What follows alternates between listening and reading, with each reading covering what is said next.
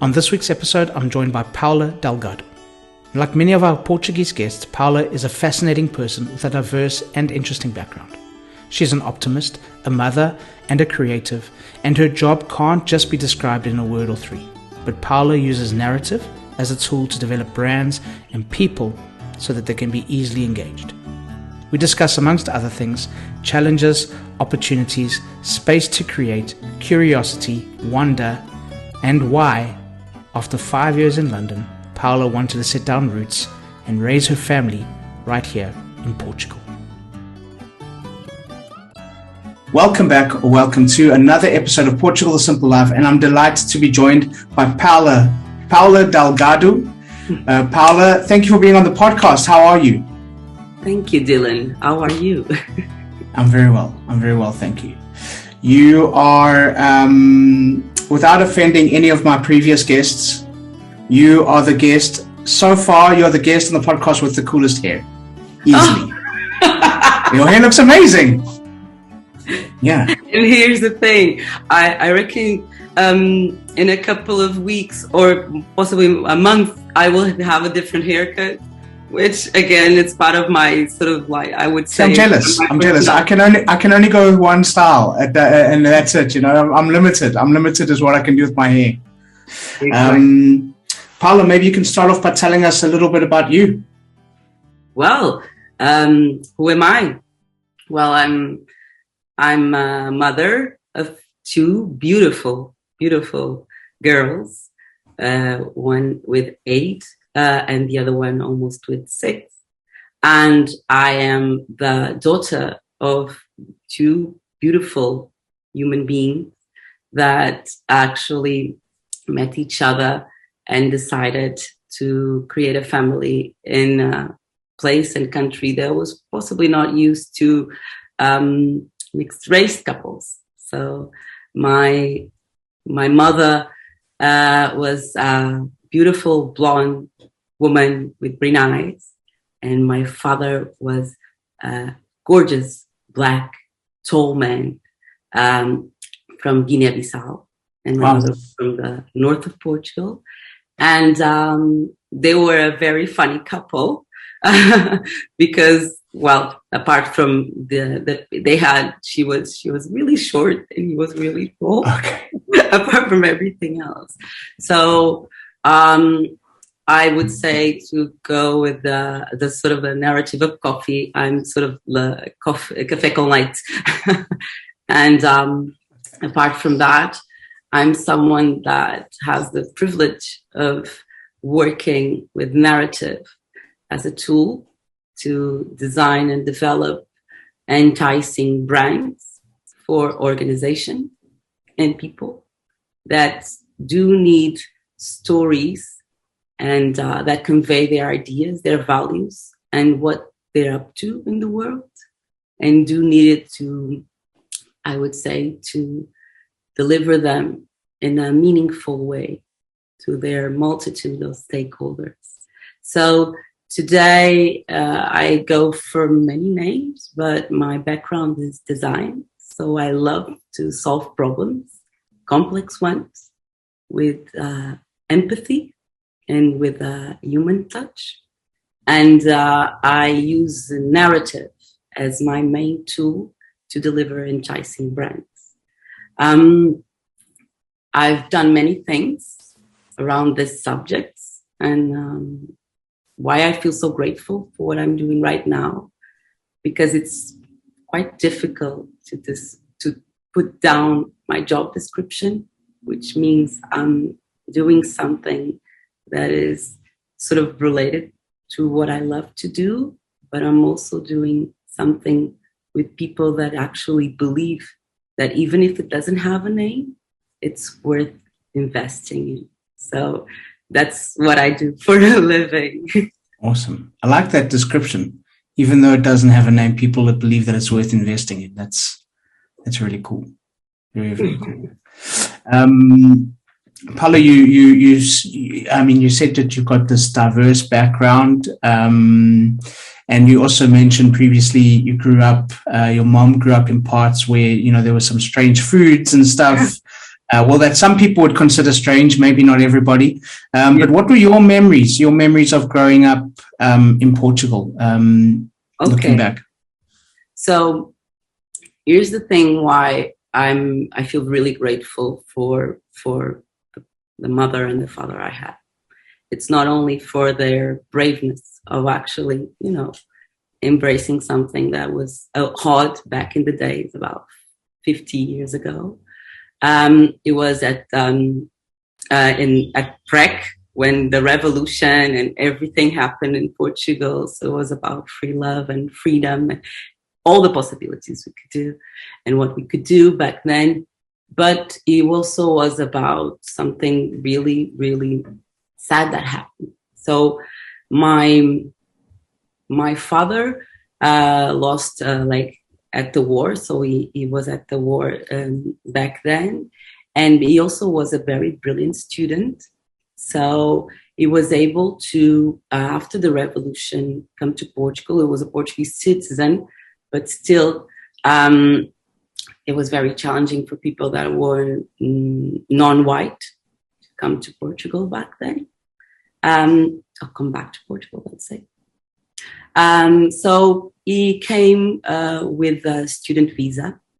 He was a brilliant student. So he did electronical engineer at Technical Institute. And my mother was also doing a economics degree in Lisbon. And they got together and they started a family. And after, I would say 4, 5, 6 years, my father passed away from a very unknown disease back then. So my mother was a young widow with 2 kids to raise, and also with a lot of unknown facing her.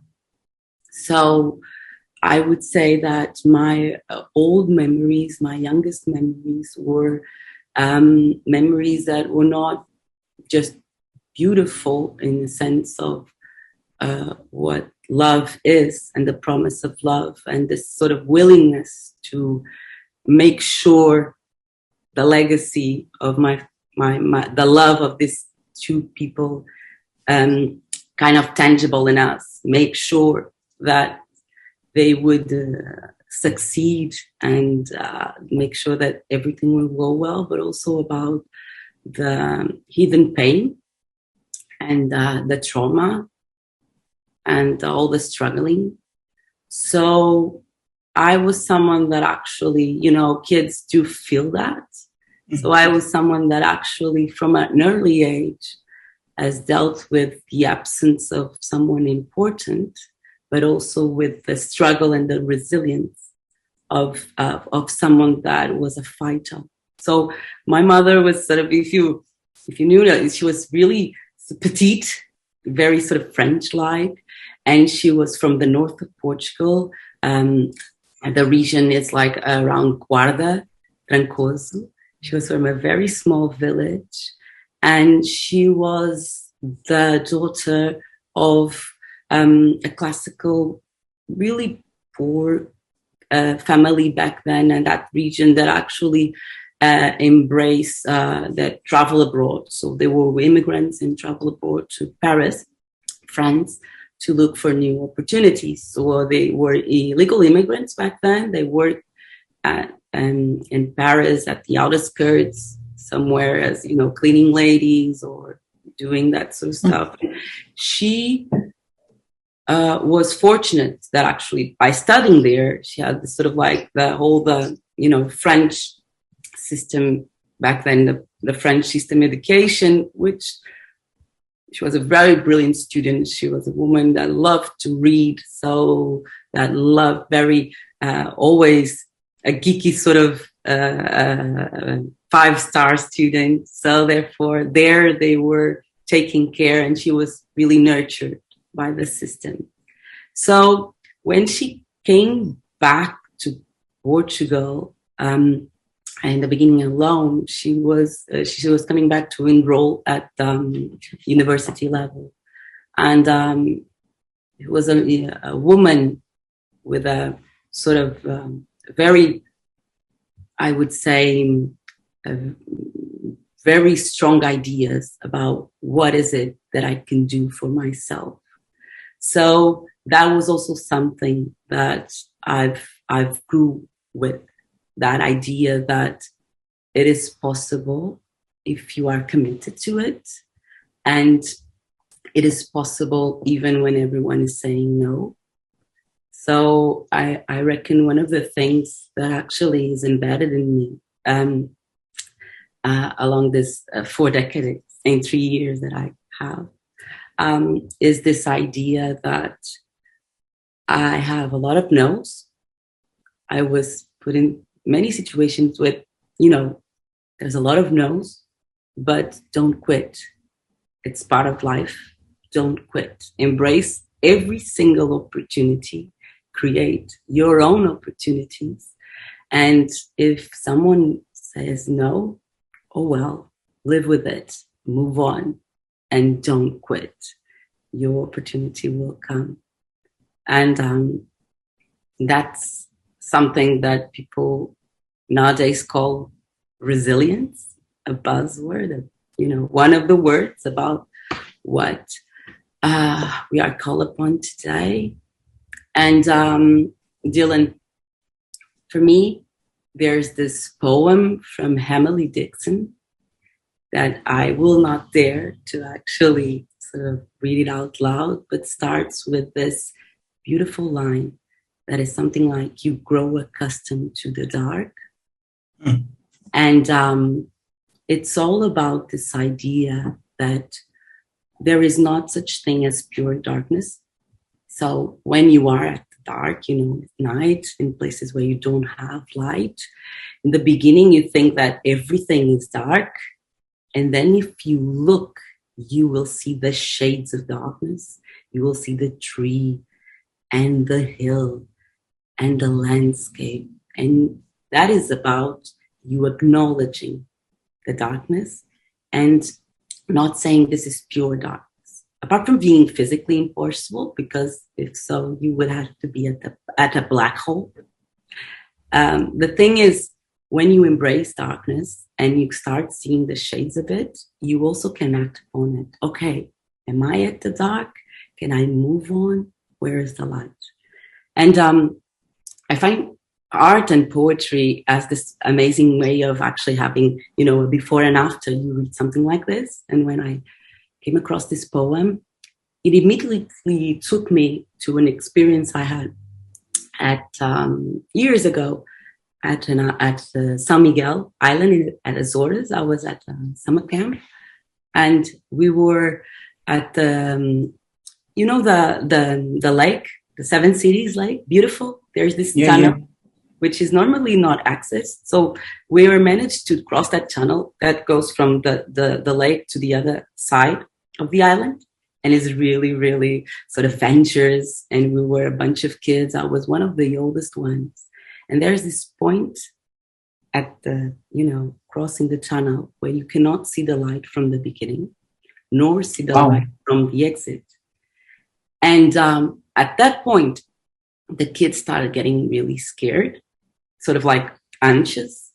And it was one of the first times I realized what I could be for others, because I am this sort of cold blood, really cool, come on people, I have this voice. So I was, let's move on. Obviously, we were with other people, grown-ups that were taking care, but this idea that you need to move on and you will see the light, even if you don't see it now. If you touch the tunnel, you know where you're standing. So let's move on. You cannot stay here. You will not go back. Let's move on. And when you start walking, and after a few meters, you start seeing the light at the end of the tunnel, literally the light at the end of the tunnel, you have a direction. So this is what I think it's really precious about the idea of acknowledging the place you are, embracing it, so then you can act upon it and understand where you need to go. So going back to Emily Dixon, I think one of the beautiful things about art and narrative is this thing, isn't it? You read it and it touches you and takes you somewhere that actually was only sort of like your own story, and it was apparently pointless. And you have this vivid experience that connects with that poem, with that painting, with that music, and with that equation. Because I think art is sort of like the creativity is a consequence of being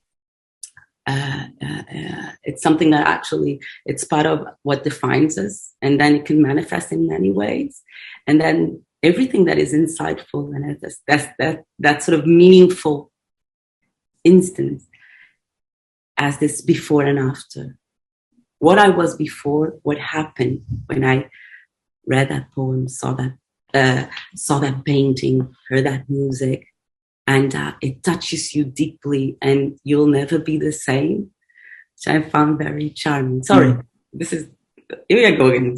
No, it's okay. I mean, you are such a beautiful storyteller, and great that that's part of your work as well. And I think, you know, growing up, we connect with these things that you're talking about. We connect with stories. We connect with a picture. We connect with a narrative, we connect with a piece of art or maybe a line that we've heard. It's amazing that you can be sitting in a room and when you're connected to that piece of writing, you will connect with a line and somebody else will connect with a completely different line in a completely different way.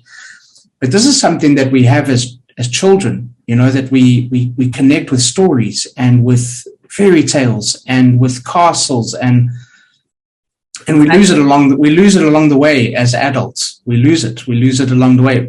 But you haven't. And why? How did you keep that? How did you keep that fascination and that curiosity with stories? Well, here's the thing.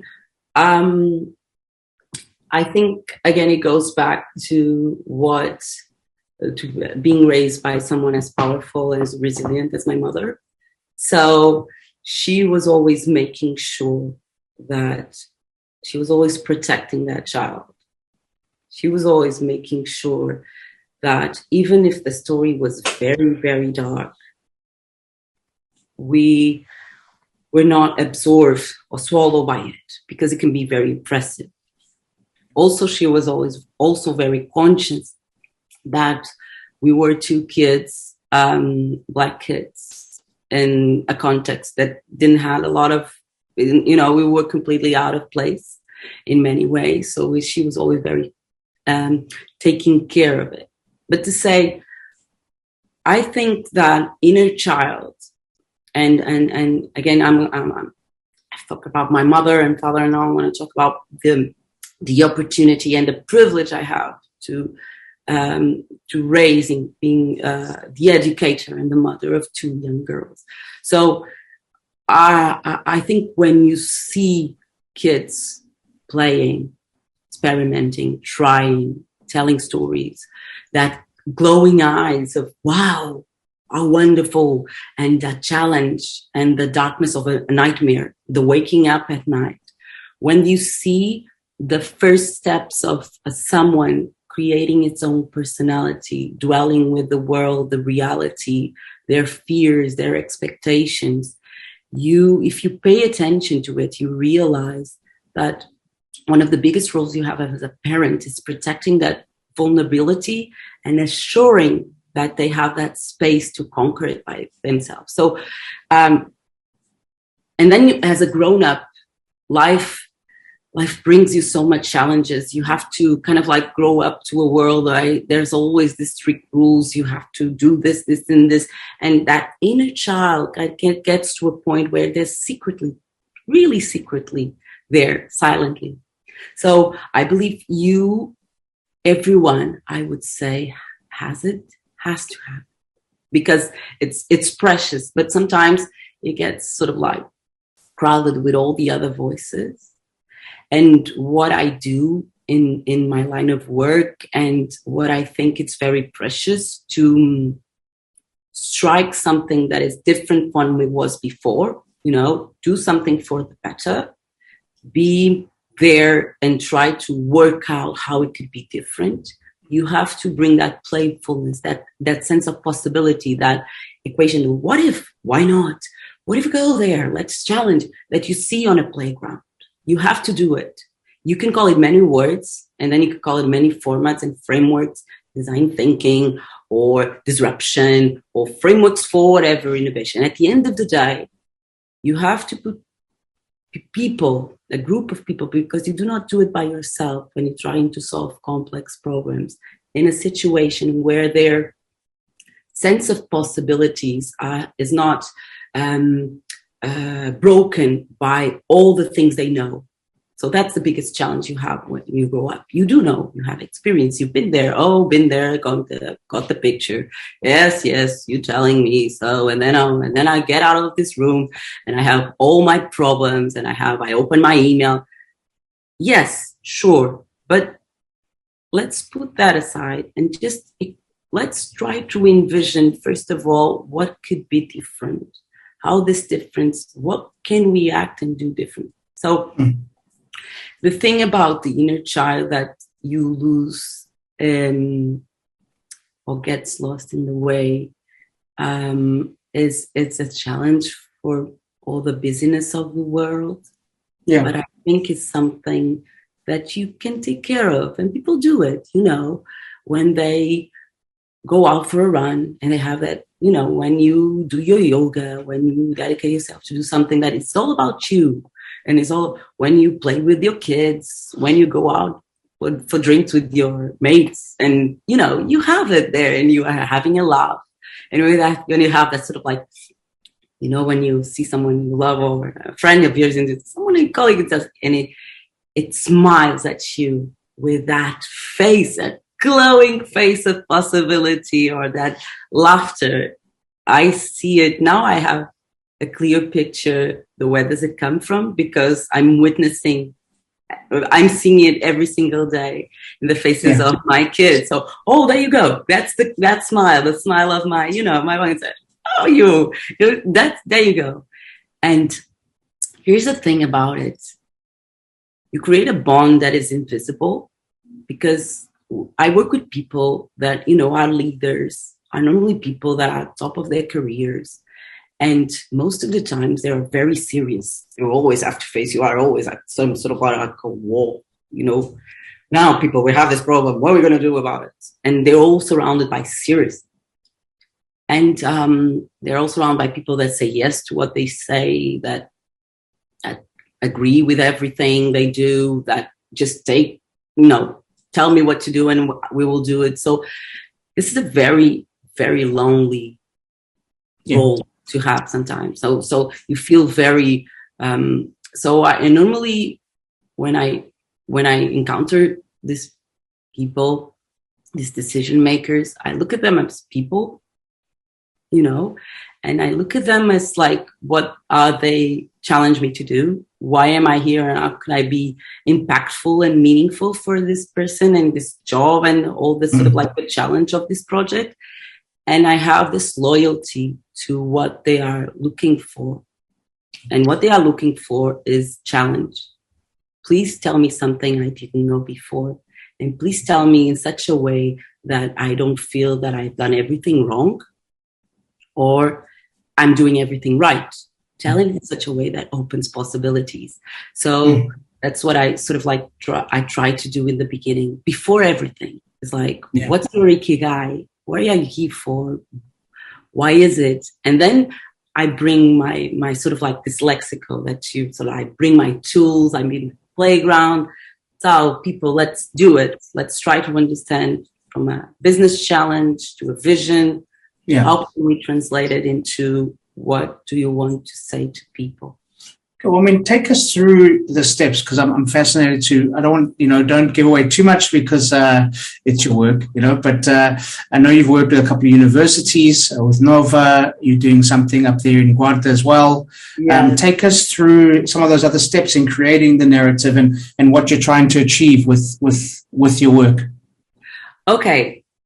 So I really like to use this analogy of the Exodus, the story from the Old Testament of the Jews.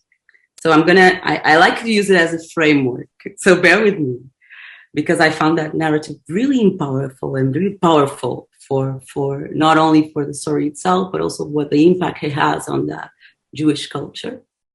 So the exodus of the Jews is about, before all, is about this guy, Moses, that is on this life and comes across someone that says, Moses, you have to release the Jews from the Egyptians. No.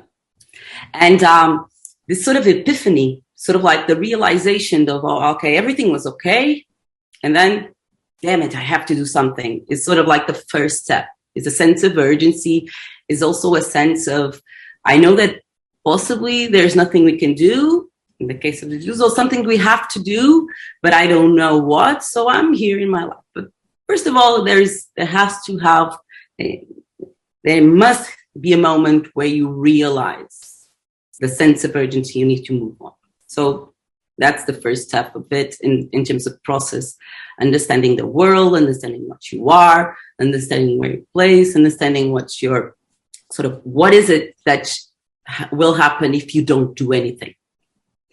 And then you sort of like, you have to find your Moses. You have to find those like, who will be the prophet, if you say so, or the prophets will be the ones that will take the task of actually saying to a community, a culture, people, we need to move on.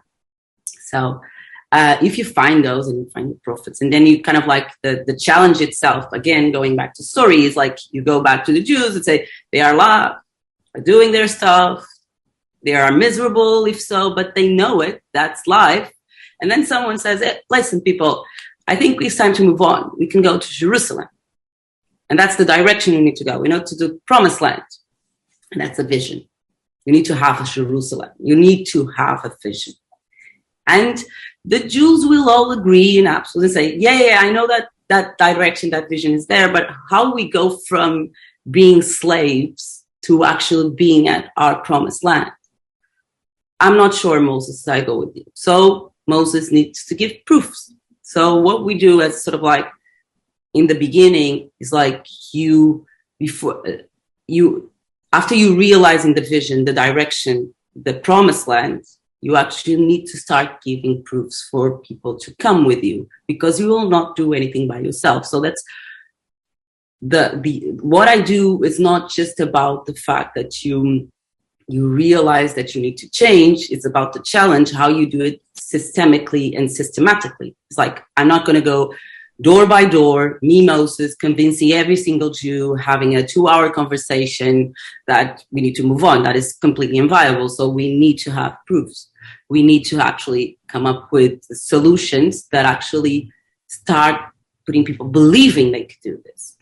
And that's when design and narrative tools, visual and verbal, videos and scripts, brands have this capture the sense. If you do it properly, a brand can capture the promised land, can capture a place where you need to be. So using Nova SBE, Nova School of Business and Economics as an example, the promised land is this idea of a clear horizon. So the insight we develop is the clear horizon, then you see the image of this idea that we are a space in time and a place where from sunrise and sunset, we are open to you. We are an open place for possibilities. So going back to the story of the Exodus, what does Moses do? Here we go. Let me prove you why we need to move and why we need to, and then you have the plagues, and then you have the river, and then you have oh my God, he's for real. Wow. Let's move on. Let's go. I think Moses is a good leader and we'll go with him. So we believe in Moses. We get to so we normally when I say normally, you have to have an aha moment. Something like, oh my God, I wasn't expecting this. And in this story, the aha moment is when Moses gets to so they got out of, and they get to the river, to the Red Sea. And you go like, Moses, please, these guys are, we have these guys on our back, we just cannot go back. and we have a river here. How are we gonna do this? And Moses does something that no one has ever seen. He opens the sea. And people are like, okay, got it. You're powerful. So what are you asking us to do? Oh, we're going to cross the sea. What? And then you have it. And now I'm going to use an analogy of the Disney. You have like Mariah Carey and then it's when you believe in us. When exactly what I was thinking about. Exactly. La, la, la, la, la, la. Say, well, everyone, oh my God, oh my God, what are we doing? And boom. They go. They look at Moses, they look at it, yeah, we did it, we're the best. And what do? We start praying, you start celebrating, everything is great. We're going to be celebrating to this pagan god, Kumbaya, my Lord, Kumbaya. And then Moses is called upon again. He goes to the Sinai Mount, I'm not sure. It's like, and he talks to God, let's say, and God says, listen, I'm going to give you some rules because these people don't know what is coming, but the challenge is not crossing the Red Sea. The challenge is 40 years in the desert where Moses, you will be at the beginning, but will not be at the end. So we're still in the middle of the road, of the journey. Like the challenge is really, really bigger because it's going to be maybe our grandchilds are going to get there, the promised land. We possibly won't be there, but we need to move on. So you have Moses again and say, here are the rules. So this is part of the methodology. You have to give people rules. So we now have a living proof that we can do this, celebrate, but people, we're not going to do this. We're not going to kill. We're not going to lie. We're going to pretend. They are simple. They are set in stone, and we need to move on. So, and they get there. But this is the point of actually creating sort of narratives that are powerful, enticing, and connected with a vision and a transformation. People have to be willing to start the journey, also knowing that possibly, most possibly, they will not be at the end of the journey. A leader that does that has to have a sense of responsibility. If I don't do this, no one will do it, but possibly, most possibly, I won't be there to actually pick the fruits of this journey. But if I don't do it, what will happen to my people? What will happen to my organization? What will happen to my business? So what I do for a living when it comes to that point is creating sort of the rules of discourse rules, brand ecosystems in such a way that we provide organizations lexical for them to, with quality and consistency, deliver their messages to their ecosystem stakeholders. You know, people that possibly they are not even at the caravan, they were not even born yet, but we sort of create the principles, how you actually going to do it. In your work, you need a lot of empathy. You need a lot of understanding of people and how people react differently to different stories, their past, the current challenges, the fears and excitement for the future. You need to have a lot of space, Paula, to be able to step back and see a bigger picture. Let's talk about Portugal a little bit. I mean, how being here, how do you feel like you have that? How does Portugal and being here in Portugal and nurture that for you? How does it help you be able to see those different aspects, to see all these different elements that you just described? Dylan, you pointed out a point that is very important. Yeah, sometimes you have to step back to actually understand. So for me, I'm going to take the long road to answer your questions. For me, back when I graduated, I had this amazing opportunity of joining this group of architects and designers and planners at my faculty. This was after the youngest country in the world, Timor-Leste, gained its independence, and everything was still to be.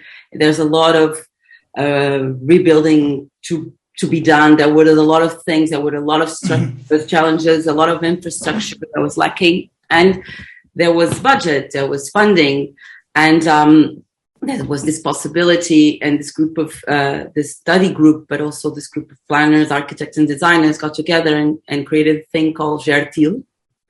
And I've joined the front, the design front, with this amazing project that was refurbishing the schools of East Timor through the Diocese of Baucau with the Nobel Peace Prize. It was a 4-month experience. So my first internship, I spent pretty much half of it at East Timor, which is like the other side of the world. And it was the first time I've encountered so many different things. I was very young. I was 23 back then. So full of certainties, but also uncertainties. And I encountered a completely opposite country. But also, I hold it so close and so vividly because it was 4 months, but it seemed like 4 years, and it changed me completely in the way what I want to do, where I want to do it, how and why I want to do it. How can I see the real impact? And I ended up doing things like the corporate identity of Timor Telecom, and also the corporate identity of the East Timor Tourism Office. And I hold dear one experience when I was designing the East Timor Tourism Office back then, and I was sort of drawing some things at this. I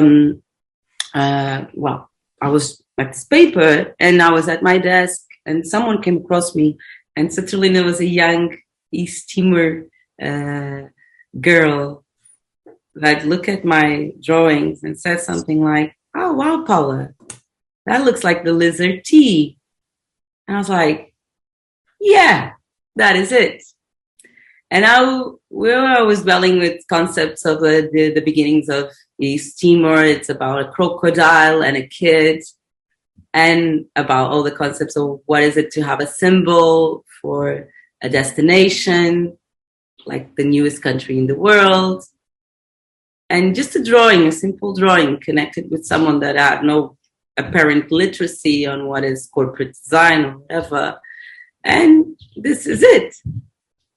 If it can speak to her, it can speak to many. So going back to your question, because when I came back to Portugal, it was the first time I've encountered two things. Oh my God, I had the experience of the opposite of everything, what it is to live with really no resources, and everything is a possibility. One of the youngest countries in the world with a young generation, vibrant, full of challenge. And I go back to Portugal, and then I started, knocking on doors and looking for a studio to work. And I had this whole things about, I'm not about just, doing logos or doing chairs. I'm a designer. I solve problems. And there was no way I could fit. I got a lot of no's. People will look at me and my portfolio and go like, okay, where do I put you? Are you interior designer? Are you a graphic designer? What are you? And I was like, I'm this. And there was no way I could fit the pigeonhole in some sort of way. And at that time, my partner at the time and I were sort of like really willing to know more, to travel abroad, we got a little taste of it. I got a little taste of it. It's like, well, actually, I want to see more. And I would say that was also with a bitter resentment, because my country didn't present me with many opportunities to actually do what I wanted to do. But presented me with one that is completely different from the one my mother had back in the days with my grandparents.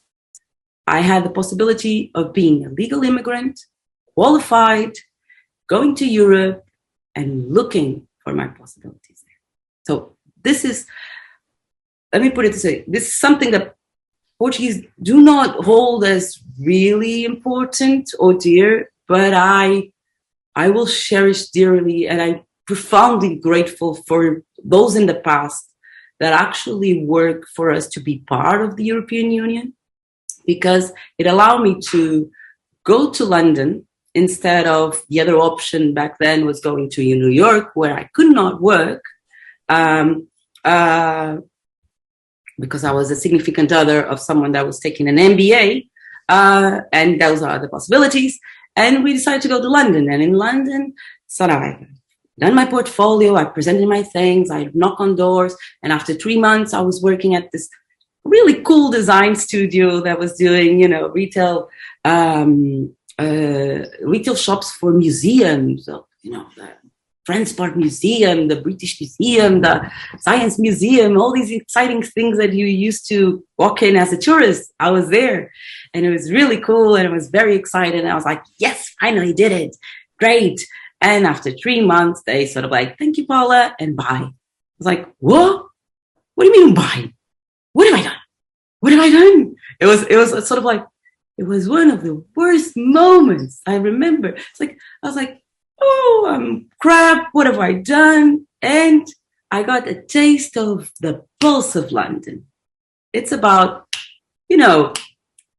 I'm opening doors, I'm trying, I'm testing, I'm trying. Well, you do not fit, or thank you very much, moving on. And this idea that is really uncomfortable at first, it actually allows for many to have opportunities. So possibly after my short stay at the studio, really cool, someone came after and occupied my place and had the same sort of experience. Good, because most possibly that happened somewhere else where I have an opportunity also to sort of pitch myself. And also I remember dearly back then, I was very, I'm sorry to bother you. May I come, Mr. Doctor, and something, all these sort of things out of the protocol of what you have here in Portugal, being an intern. And there they were like, your English is great. I was like, okay, don't apologize about being here, because you are. And that is something. You are trying, you are knocking on doors. So London and England, and I hold them so dear. I'm so grateful for the experience I had, because they presented me with opportunities, with possibilities, but they didn't give me sort of like, here you go, honey, here's the cake. You need to fight it. You need to network. You need to understand. You need to go for it. Just like there's nothing for granted. And that was a huge learning experience. And now you may ask, why did it you move on? Why did it you left London? Because our with my partner at the time, our plan initially was to be there for 2 years. And this is London. Almost, 4 years and a half have passed, almost 5 years have passed. And this is it. This was sort of like the opportunities are coming. You were saying yes, you were excited. And then you have something that is unquestionable, and it's there for every single human being. The clock of life. The clock is ticking. And if you are someone that has close relationship with your mother, with your grandparents, and if you want to have kids, and if you need to start, if you want to set roots, you need to actually make decisions on where you're going to do it. So this might be a bit controversial because possibly I don't believe that people move on and go to other countries, don't come back just for the sake of they won, we lost them. Something, a big debate here in Portugal, because everyone, the new generations are leaving. The key point for them to stick in London, in Paris, in Berlin, in other places, in many places you can call home, is if you find love in that country. Let me give you an example. So she's Canadian. She's from Spain, and he's from Greece. Where are you gonna? You do both have a really cool, successful job profession in London. Are you going to move on to Greece? Are you going to move on to Spain? Possibly no, I don't know. You stick to London. So what actually the decisions, even if you have this opportunities or possibilities, it's also about life, where you see yourself. So many of us may come back, others will stay. But the thing is, and this is what I found most enticing about this generation, that is different from my mother and my grandparents' one, which was good because they saw the world and they are qualified. They are getting the jobs that possibly others couldn't get it. They know, they see new things. And then they have this possibility of, you know, taking our culture abroad, which is something that if you come across people talking about Portuguese in other equations or other working in other places, I reckon everyone has a really good opinion about the way we work and how we do our things, because, you know, you're spreading the good word, you're promoting Portugal and not Portuguese culture in your way. And those who come back, like I did back then, it was for lack of vitamin D and lack of horizon and roots that I wanted to start building. And I wanted to know where those roots are going to grow. Where is my tree? And my tree is going to grow, and close to who? That's when I decided to come back, because I really wanted to come back to Portugal, come back to my family, and come back with all these things I knew, you know, all these things I've learned, all these things I discover. And I remember back then we decided to pick this place, really romantic one, overlooking Baixa and the river, very expensive square meter for what we had at space, but it has this beautiful balcony. And I remember looking at that sunset. And back then, Baixa was completely dark, empty, very scary space. 12 years ago, people have no idea. And looking at it and say, I wish I had the money, because this is going to be the next Barcelona. This is sort of like, this is it. People have no idea how precious this city, this country is, full of possibility. So I think today I have the tools, the mindset that I've learned from London and other places I came across. I saw it in many mentors, many people that have taught me throughout their no's and yes and yeses. And I'm very grateful about every single one, because they've taught me it is possible to dream big. And then I found some sort of purpose in my own and my individual purpose, and how can I apply it in my sort of like collective purpose in Portugal. So I'm lucky enough to encounter others that actually have experienced similar.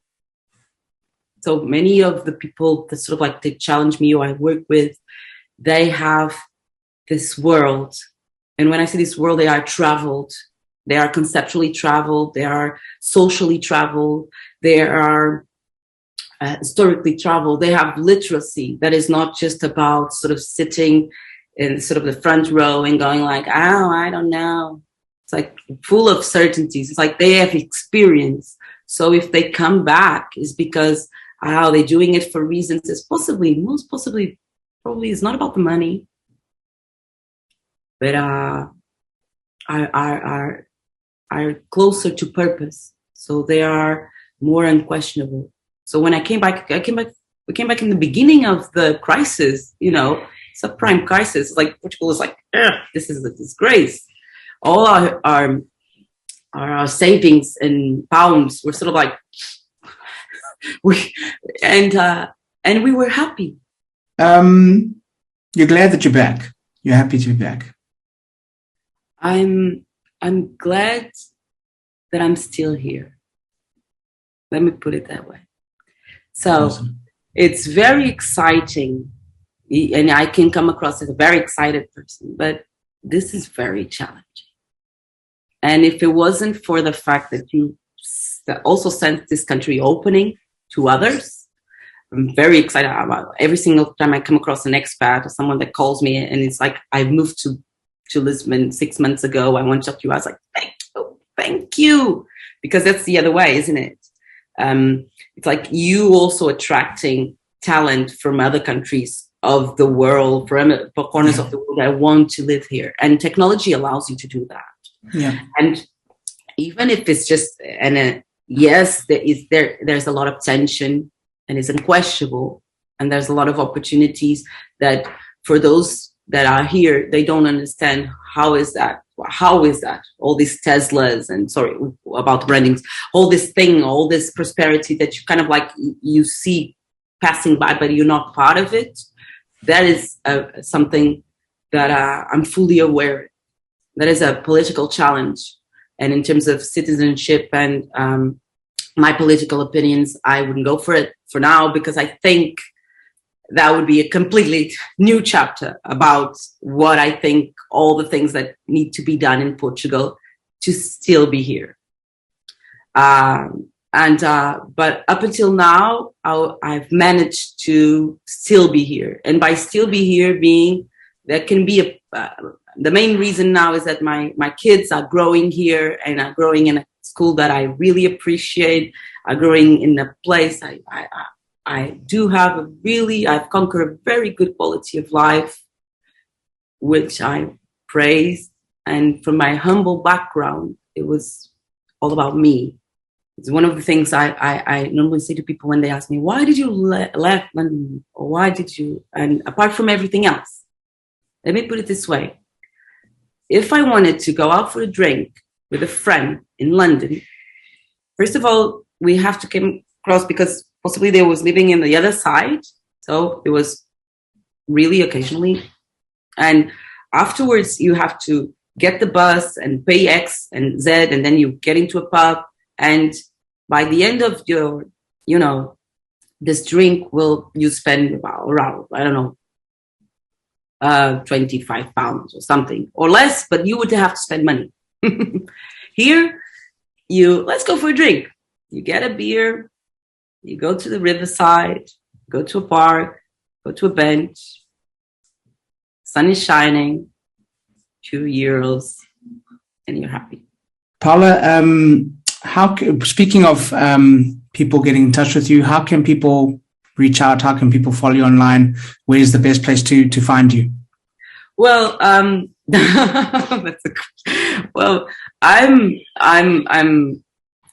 in terms of social networking, I use LinkedIn. It's the best way people can reach me, but also via Facebook. But it's the way, again, lucky enough, people have got in touch like you via this digital platforms, social platforms, and it's enough. Also, they can look at the consequences or the impact. So check out Nova School of Business and Economics. Check out other places I've worked in other projects like the Polytechnic da Guarda. This is the recent one, or most recently, I also been working and partnering with these guys that I really like. They're called Purpose for People, which is a consultancy. I really focus on bringing purpose for organizations. It's a very most recent project. So I would say they'll be the places. But that's me. I think I don't do my own personal branding that well, but I All right. Well, we'll put some links in the show notes for people to get in touch and to follow you. Okay. Paula, a question that we ask all of our guests: Portugal, the simple life. Why?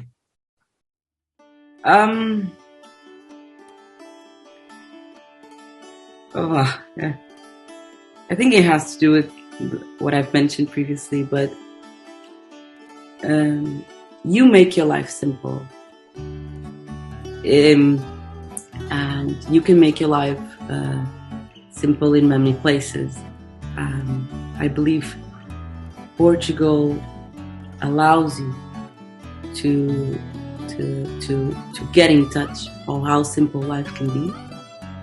And going back to the inner child and the many voices and the noise, I think it kind of like it has this conversation. Maybe it's like, oh, go.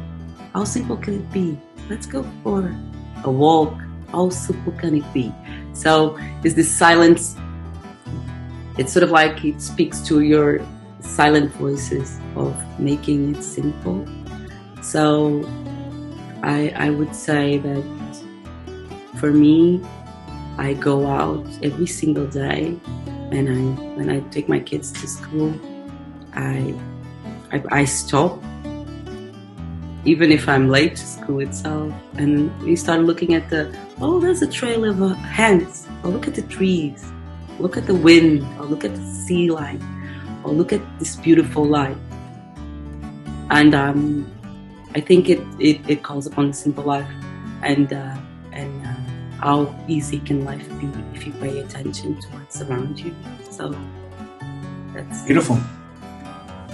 Yeah, I like that. Paula, thank you so much for being on the podcast. Thank you, Dylan. I'm not sure if this was what you were expecting, but it was really nice to talk to you, and it was really nice to share a bit of my own experience. And I wish you all the best, because thank you. What you guys are doing is very exciting for many, not only for those considering to come here, also those who decided to invest here or stay here, but also those living here. It's really interesting, the voices, different voices looking at you. You kind of go, oh, I never thought about that. Oh, that's strange. That's nice. It's new perspectives, which is always very precious in our days. Thank you very much. You're very welcome. Paula, I'm going to let you call it. How do I call it? That's a wrap. Oh, okay. And that's a wrap. So thank you once again to Paula, and thank you to all of you for listening. Please subscribe, share with your friends, give us a thumbs up, and please leave a comment or a review. We'd love to hear from you. We'll be back next week with a brand new episode. And as we say in Portugal, força. Welcome to the simple life.